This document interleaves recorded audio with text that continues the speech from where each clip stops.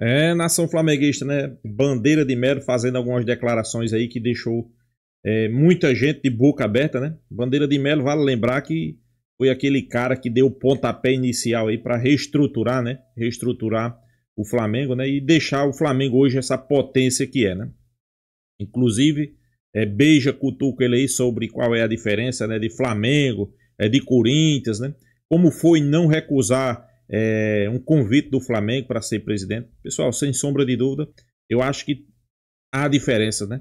Apesar de a mídia sempre bater na mesma tecla aí que se o Corinthians se reestruturasse, poderia ser bem maior do que o Flamengo, eu não vejo isso, tá?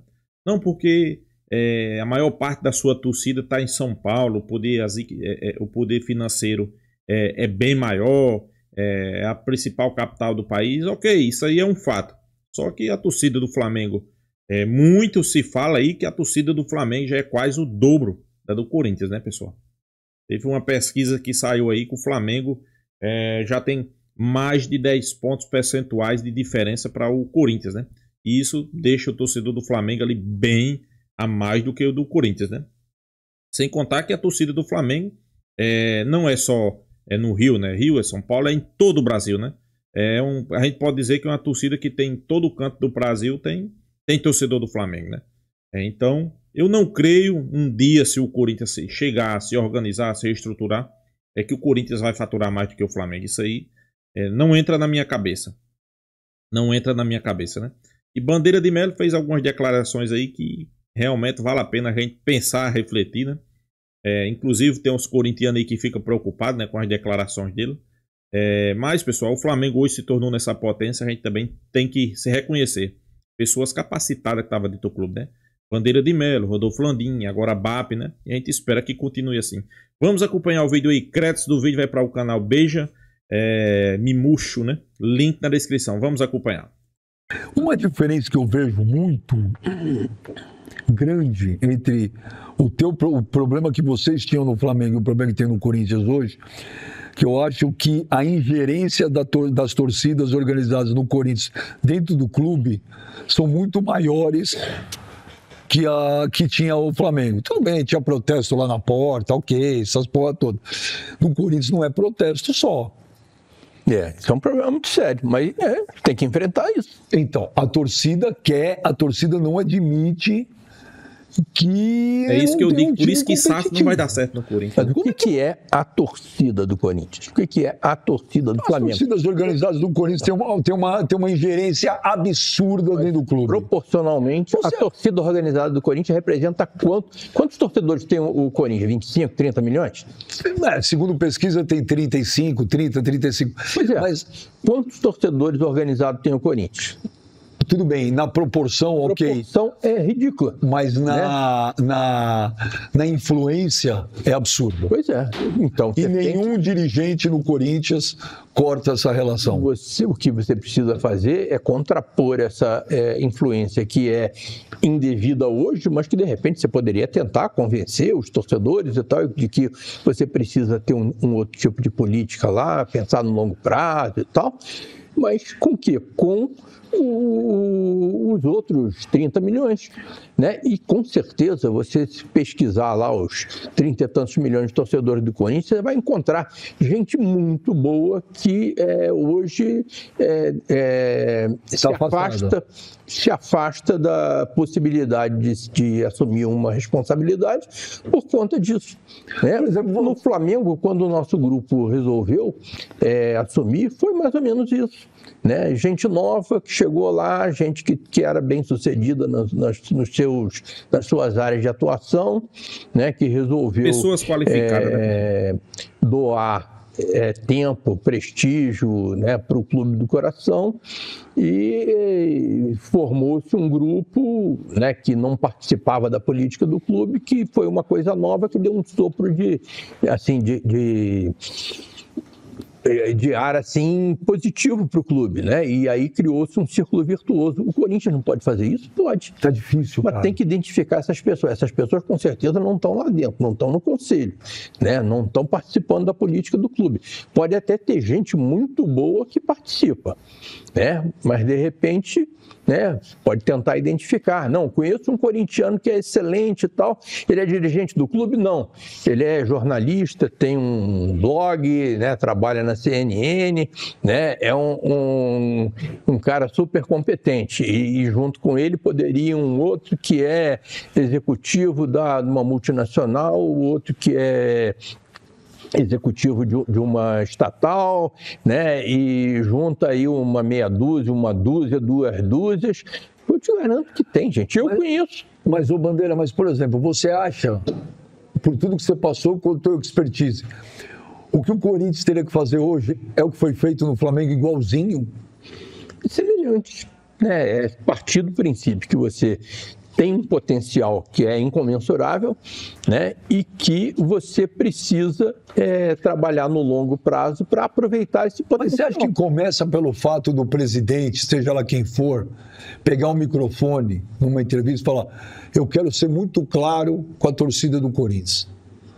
Não dá para pagar 4 milhões por mês para jogador. Não dá para pagar 20 milhões de euros por jogador. Vocês vão ter que ter paciência. Eu recebi aqui tem um mês e pouco até o Rosala Santoro, que era o financeiro, o cara que veio do Banco Safra e tal.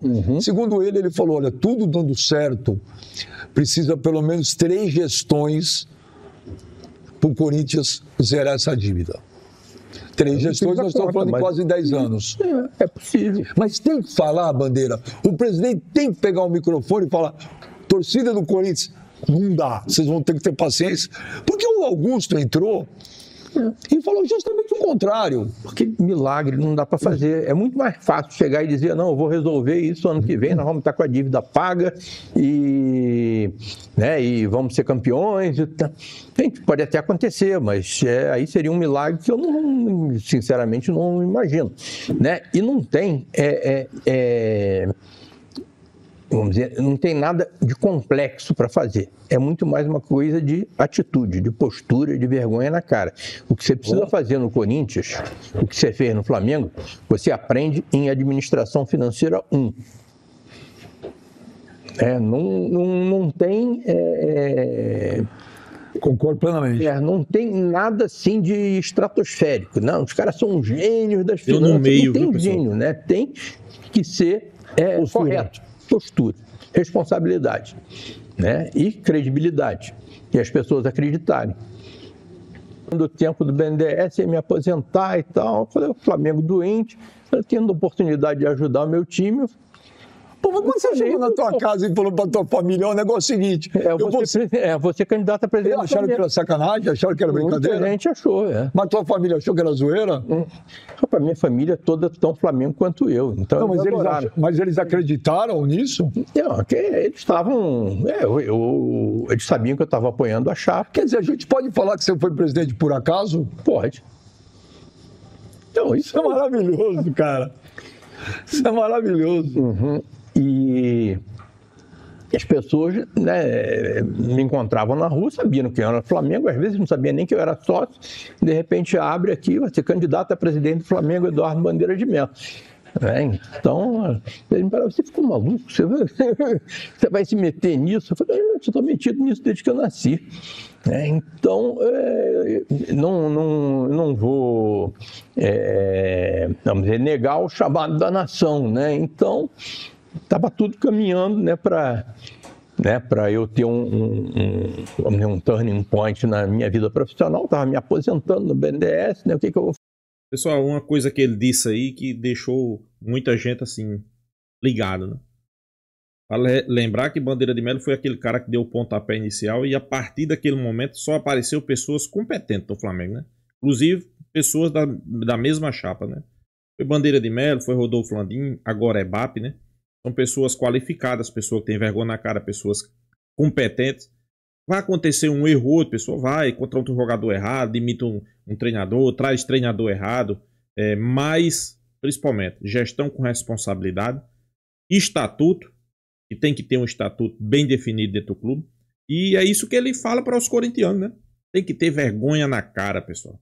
Tem que ter atitude, pessoas qualificadas. Será que no Corinthians tem? Beija disso que não tem, né? O problema tá aí, né? Fazer da vida e tal e coisa, não gosto de ficar parado, né? E aí apareceu isso, eu falei, eu vou nessa. E aí fui. Mas o grupo continuou unido? Ou vocês... Não, nos primeiros 2 anos sim. Né? Mas o que eu estava contando era que quando eu vi os jogadores pela primeira vez, 2 meses antes, eu estava lá na arquibancada gritando o nome deles, né? O time entrava em campo, né? Eu lá, Felipe, Léo Moura, né? Aquela coisa quando o time entra em campo, você vai, né? Sim, do todo goleiro, jogo, tá, então, eu todo jogo lá, né? Aí de repente, né? Eu, presidente do Flamengo, lá naquilo que depois veio a ser o centro de treinamento do Flamengo, ali no Ninho, né? Os atletas todos lá, né? No vestiário, olhando para mim, e eu devendo 4 meses de salário para eles, né? E aqueles caras todos que eram meus ídolos ali, né? Na minha frente. E aí eu cheguei para eles e falei, gente, ó, eu tô aqui, vocês são meus ídolos dos meus filhos e tal, eu sou torcedor do Flamengo, sou presidente do Flamengo agora, e eu tô devendo 4 meses de salário para vocês, e estou aqui morrendo de vergonha de estar falando. Você falou assim mesmo? Estou morrendo de vergonha? Estou morrendo de vergonha, porque eu trabalhei numa empresa há mais de 30 anos e essa empresa nunca atrasou meu salário nem 15 minutos, quanto mais 4 meses. Né? Salário, né, tem que ser pago todo mês. Né? Ainda falei essa coisa do Flamengo pagar um mês. Pois é, pessoal, Bandeira de Melo abrindo o livro aí, contando, né, como é que foi seu processo e a diferença do Corinthians para o Flamengo e o que é que o Corinthians teria que fazer para chegar ali próximo do Flamengo, né? Vale lembrar que o Flamengo hoje fatura ali próximo da sua casa de 1,5 bi. A expectativa, inclusive, para esse ano é que o Flamengo ultrapasse a casa dos 2 bi, né? 2 bi talvez seja difícil, mas talvez 1,7, né? 1,8 seria números ali que é gigante, né? Para o Flamengo, né? Quando se fala de Flamengo, principalmente, muitos sempre estão citando outros clubes, né? Será que clube tal conseguiria fazer isso? Ele deixou bem claro aí, pessoal. Primeiro, pessoas competentes. Precisa de pessoas competentes para fazer isso, né? Você não vai conseguir fazer isso aí que o Flamengo faz se não tiver pessoas qualificadas, pessoas competentes e pessoas que realmente queiram fazer, né? Às vezes o cara é competente, às vezes a pessoa é qualificada, mas talvez o cara não queira fazer, né? E aí não adianta de nada, né? Não adianta de nada. Inclusive é isso que se discute, né? Mas, inclusive, Beija chegou a perguntar, né, o que é preciso para fazer no Corinthians. Ele respondeu simplesmente isso. E outra coisa, vergonha na cara. Simplesmente isso. Uma vergonha na cara, né? Mas ainda tem aqueles que acreditam que, por exemplo, o presidente do Corinthians, o cara chegou, disse que ia mudar tudo, ia reestruturar o clube. Quando ele ganhou, né? Que ia reestruturar o clube, que o Corinthians agora ia se transformar numa potência. Inclusive o diretor do Corinthians aí disse que ia acabar a farra do Flamengo, que ia acontecer isso, que ia acontecer aquilo. Pelo menos era o que a gente esperava, era o quê? Não, agora realmente o Corinthians entrou um cara aí que talvez realmente vá organizar, né? As coisas lá dentro do Corinthians, né?